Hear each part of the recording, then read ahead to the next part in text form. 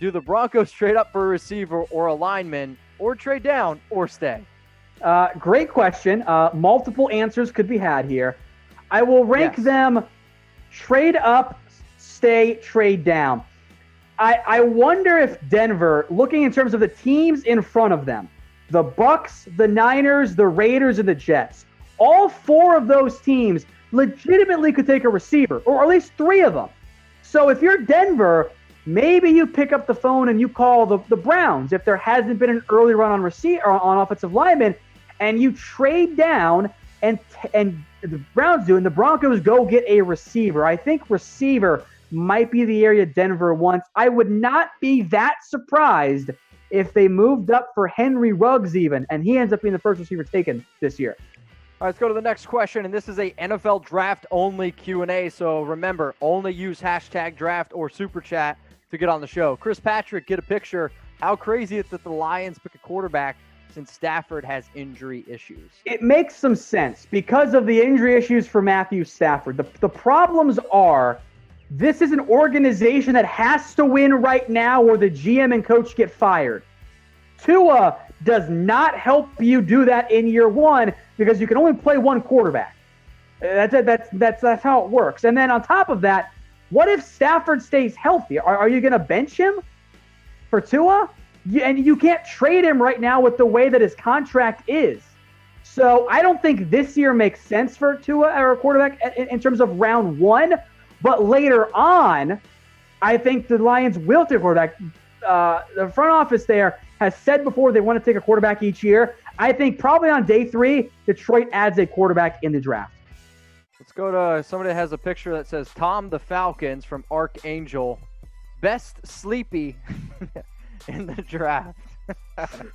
Sleeper. He means sleeper. I appreciate that, Archangel. I'll tell you what.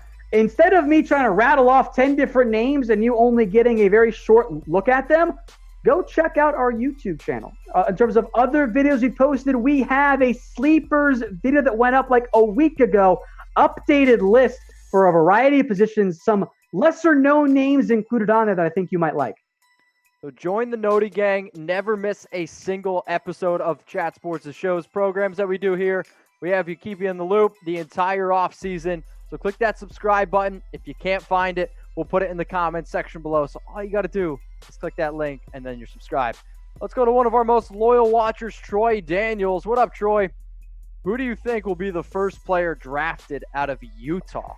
Utah's got a lot of guys this year, especially on defense. On offense, Zach Moss, Tyler Huntley. I don't think those guys go in round 2. Anai. Bradley Anai is an option. Lecky Fotu's an option. I think, though, it ends up being Jalen Johnson, the cornerback. Terrell Burgess is also an option. I think it ends up being Jalen Johnson, though, is the first player taken, Troy. Troy, you're from Utah? Shout out your city. Let's go to Ramon. What up, Ramon? Ramon, you watch all the time and still no picture, my man. Who would be the best fit for the Seahawks in the draft? In terms of realistic gets, I was going to say. I think you're probably looking at an edge if you don't add Clowney back. And I think you want someone who's a little bit undersized because Rasheem Green and LJ Collier are big guys. They can kick inside. I'd like someone who can handle an outside, almost a stand-up edge role, a bendy player. Now, I don't think Kayvon Chasen falls there. But I'll tell you what, I think Artur Gross-Matos does. I think that could be a good fit for Seattle in terms of realistic gets. I wonder if that organization, though, might like Isaiah Wilson because they always do weird stuff in round 1. That could fit the mold there. Go to the next question from Kael Shepheard. And remember, to get on the show, use hashtag draft or you can super chat. I know there's a lot of questions coming in, so if you want to make sure you get on, super chat. Who are the biggest potential busts? In terms of identifying busts, you're looking for a couple of different things. Number 1, small school guys, because you haven't seen them play against that level of competition.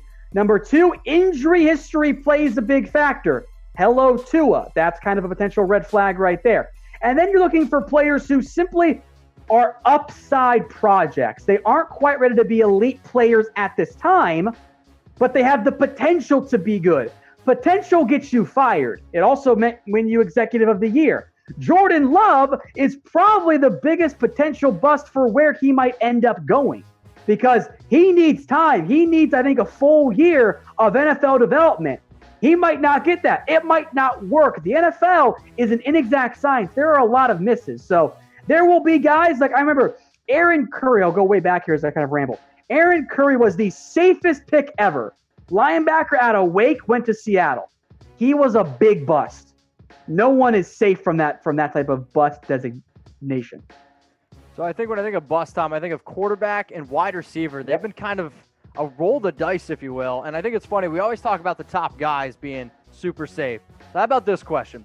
Who's the better Bama wide receiver? If you think it's Jerry Jeudy, type JJ. If you think it's Henry Ruggs, type HR. You're going for the home run. Tom, I'm going to type my JJ. I think it's the most safe out of the wide receivers. I think he's a better route runner. I love Henry Ruggs' speed, but I'll take the more complete guy in Jerry Jeudy. I think you're exactly right. Ruggs is no slouch either. If you want to type in your HRs, I understand where you're coming from. There's an argument to be made there. But we mentioned busts that, fair or not, is often associated with floors. Because Jerry Jeudy is such a good route runner, I think his floor is pretty darn high. Totally agree. Let's go to the next question from William McClain. Can you see the 49ers trade up for one of the top two receivers?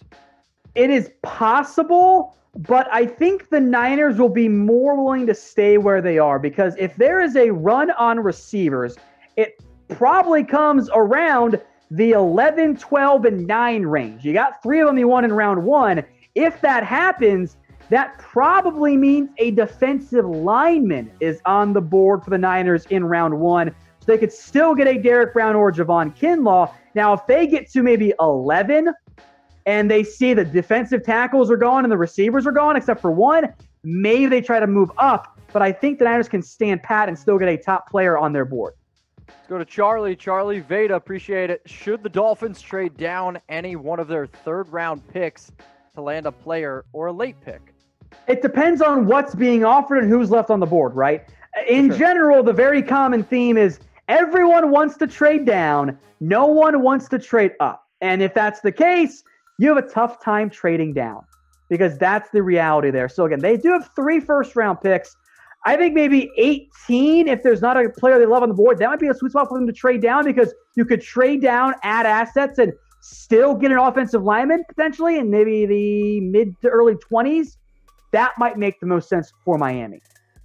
I mean, I could see the Dolphins maybe trading down with a team like the Philadelphia Eagles. And if you want an Eagles hat, go to chatsports.com/NFL Draft Hat. Whoever your favorite team is, shout them out right now in the comments section and go get that draft hat under $40.